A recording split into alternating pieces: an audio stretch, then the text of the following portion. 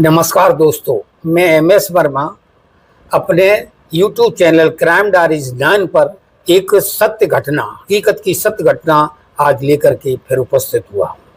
आज की जो घटना है वो 28 जुलाई की रात को जो है थाना जसवंत नगर के क्षेत्र के अंतर्गत एक थाना और पड़ता है, ये कोतवाली है, एक थाना पड़ता है बलरई। उस क्षेत्र के अंतर्गत एक गांव पड़ता है, यमुना नदी का पुल जो है उस पर एक पुल पड़ता है, उसका नाम है खंदिया पुल।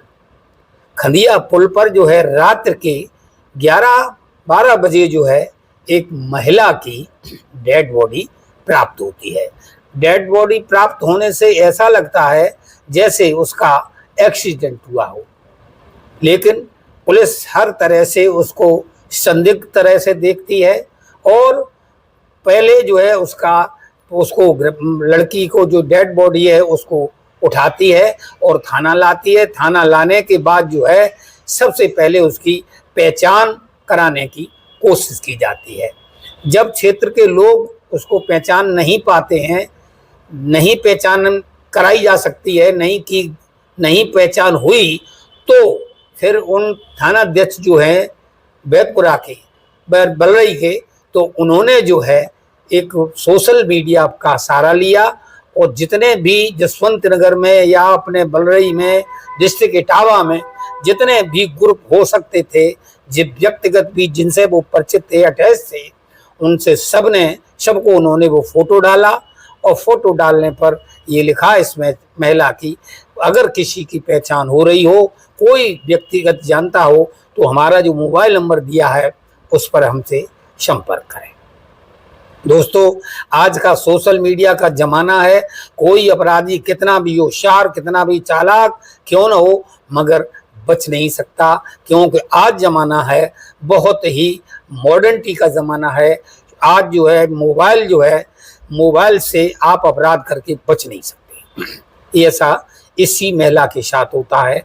जब ये सोशल मीडिया के द्वारा ये फोटो वायरल होता है तो ये फोटो आगरा भी पहुंचता है।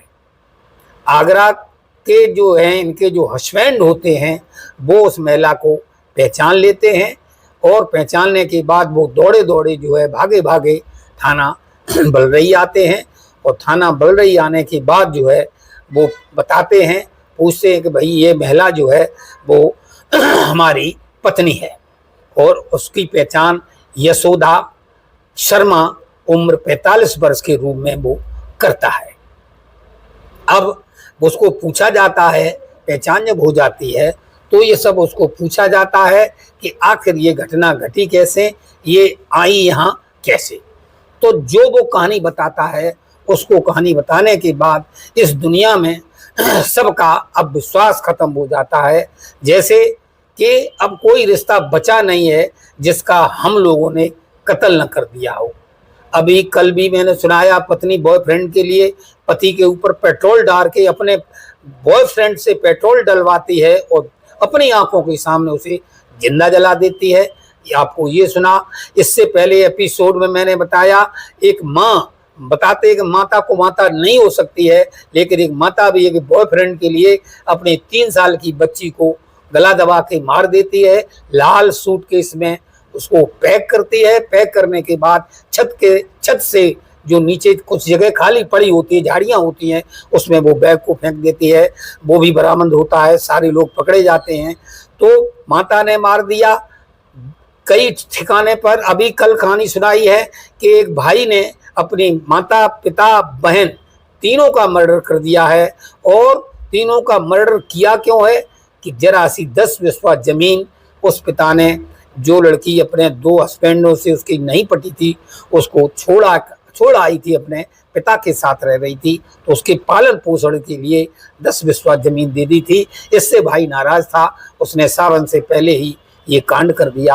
अब ये जो घटना घटी है, वो जो पुलिस वालों को बताता है, सारे लोग दंग रह जाते हैं। ये घटना क्या राज खुला, जानने के लिए आप हमारे YouTube चैनल क्राइम डायरीज को लाइक और सब्सक्राइब अवश्य कर लें। नमस्कार। तो जो घटना घटी, ये आगरा में एक जगह पड़ती है, उस जगह का नाम होता है, उस गांव का नाम होता है गांव का नाम होता है खुरपिया गांव। तो आगरा क्षेत्र में जो गांव पड़ता है उस वहाँ का ये रहने वाले होते हैं। इस महिला का नाम जो है यशोदा शर्मा होता है। यशोदा शर्मा ने 8 साल पूर्व अपने पति जो संजय शर्मा होते हैं इनसे पहले शादी की थी। शादी करने के बाद इनके 2 बच्चे होते हैं। 8 साल पूर्व इस यशोदा शर्मा ने अपने हस्बैंड को छोड़ करके 8 साल में जो अपना एक पड़ोसी है उसका नाम रामनिवास शर्मा होता है, उस रामनिवास शर्मा के साथ दूसरी शादी कर ली और इन बच्चों को भी छोड़ दिया। जब बच्चे छूट गए, बच्चे अनाथ हो गए, तो जो है इसी शोक में इनके पिता जो है बच्चों के पिता होते हैं जिनका नाम मैंने बताया संजय शर्मा। संजय शर्मा भी 1-2 महीने बाद उनकी भी मौत हो जाती है और ये लड़के अनाथ हो जाते हैं। अब ये लड़का धीरे धीरे ये लड़के बड़े हो रहे हैं और बड़े होने के बाद जो इसमें एक लड़का होता है जिसका नाम जो है कौशल शर्मा होता है, बड़ा बेटा कौशल शर्मा और छोटा बेटा और कोई दूसरा होता है, वो स्कूल चलाने लगते हैं गांव में। अपने गांव में स्कूल चलाते हैं, अच्छा खासा कमा भी रहे हैं। लेकिन कौशल शर्मा की जो बेटा उसका बड़ा बेटा होता है उसकी शादी नहीं हो पाती है और जब शादी नहीं हो पाती है तो वो जो है लड़का परेशान हो जाता है। लड़का परेशान होता है और गांव वाले जो है उसे ताना देते हैं। ताना में ये कहते तेरी माँ अगर ऐसी ना होती तो तेरी शादी जरूर हो जाती, जो तुझ पे दाग लगा हुआ है इस कारण से ये नहीं हो पाता है शादी वगैरह। इसलिए वो धीरे धीरे समाज के लोग उसके अंदर जो है एक नफरत भर देते उसके दिमाग में। अगर वो समझदार होता तो गाना बना है कि कुछ तो लोग कहेंगे, लोगों का काम है कहना, ये न सोच करके उसने अब नफरत पाल ली। और नफरत पालने के बाद वो जो है 6 साल से पूर्व से प्लान बनाने लगा। अब प्लान के अंतर्गत वो क्या करता है तो वो अपनी माँ से धीरे धीरे दोस्ती बढ़ाता है और वो दोनों के घर पास पास है, बाजू बाजू में है। उसकी जो दूसरी सेकंड शादी की है उसका भी रामनिवास शर्मा का और संजय शर्मा का दोनों का जो है मकान पास पास है। तो दोस्ती बढ़ाने लगा। दोस्ती बढ़ाने के बाद ये 28 तारीख को वो माँ बीमार पड़ती जुलाई को और वो लड़का कहता है माँ चलो तुम्हारी तबीयत खराब है, हम तुमको अच्छे अस्पताल में दवा दिलवाते हैं जिससे तुम ठीक हो जाओ। तो वो लड़का मोटरसाइकिल के लेकर के अब उसको निकलता है। जैसे ही वो बाहर निकलता है इनके 2 दोस्त होते हैं, एक का नाम रजत होता है 20 साल का और एक दूसरा जो लड़का होता है वो बॉबी होता है। दोनों लोग जो है स्कॉर्पियो लेकर के खड़े होते हैं और खड़े होने के बाद ये मोटरसाइकिल से जैसे ही आता है वो लोग रोकते हैं और पूछते हैं कि तुम लोग कहाँ जा रहे हो। तो वो कहता है मैं अपनी माँ को दवा दिलाने के लिए इटावा अच्छे अस्पताल में बुला के ले जा रहे हैं। तो ये प्री प्लान था। तो वो लड़के कहते हैं मोटरसाइकिल, बरसात का मौसम है, ऐसा मत करो, तुम मेरे साथ चलो और मुझे भी इटावा काम है, तुम्हारी माता भी दिख जाएंगे और मेरा भी इटावा का काम हो जाएगा।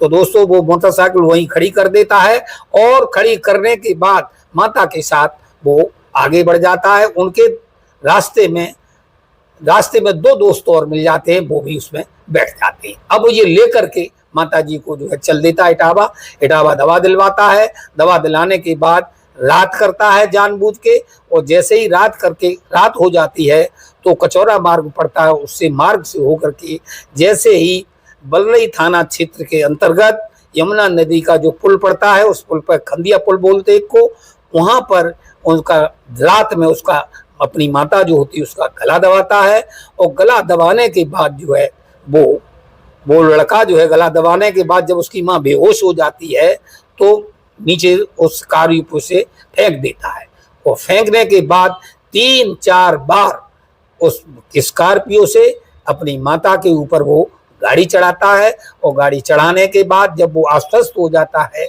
कि माँ मर गई है तो वहां से वो भाग जाता है। तो अब ये कहानी शुरू यहाँ से हुई कि वो पहचान करते हैं। पहचान करने के बाद वो उसे बताते हैं कि मेरा बेटा जो है वो दवा दिलाने के लिए गया था तो उस लड़के को पकड़ा जाता है, और लड़का को जब पकड़ा जाता है तो उसका मोबाइल का लोकेशन देखी जाती है। उस मोबाइल की लोकेशन जो है उसी जगह पर आती है जहां पर ये घटना घटी थी। चालाकी इन्होंने क्या की थी, जो उसका यशोदा शर्मा का जो मोबाइल था वो भी इन्होंने जला दिया था, तोड़ भी दिया था। तोड़ने के बाद उसको जला भी देते हैं, लेकिन मॉडर्न जमाने में मैं पहले कह चुका हूं बचना असंभव है, और ये भी इसके साथ होता है। अब जैसे इसने अपने दोस्तों का नाम बताया, रजत और बॉबी का, तो जो है रजत और बॉबी जो हैं वो जो हैं अबे बॉबी जो हैं और जैतपुर थाना के क्षेत्र के अंतर्गत रहने वाले होते हैं। अब ये घटना जब बड़ी घटना हुई तो अवैध एसपी सिटी अवैधनाथ त्रिपाठी जो होते हैं टाबा के, वो आते हैं और वो घटना का खुलासा करते हैं। और उन्होंने एसपी सिटी ने बताया कि कौशल की निशानदेही पर हमने जो है आगरा क्षेत्र के जैतपुरा थाना अंतर्गत जो है गढ़ीरामपुरा निवासी बॉबी और कमतरी गोपालपुरा गांव निवासी रजत को जो है गिरफ्तार कर लिया है। इन्होंने बताया है कि उनके और जो साथी बाकी हैं दो, उनकी भी पुलिस कह रही तत्परता से हम जो है खोज कर रहे हैं, और उनको भी अरेस्ट करके थाने में यानी जेल में भेजा जाएगा। दोस्तों, ये कहानी सुनाने का मतलब किसी को हैरान करना नहीं, बदनाम करना नहीं है, जागरूकता फैलाना काम है। आज के जागरूकता में हम निरंतर अपने रिश्तों का कत्ल करते चले आ रहे हैं। मैंने कहा हत्या किसी भी समस्या का समाधान नहीं है, और समाज को भी चाहिए किसी के प्रति निगेटिवता ना फैलाएं। आज की कहानी कैसी लगी? नमस्कार, धन्यवाद।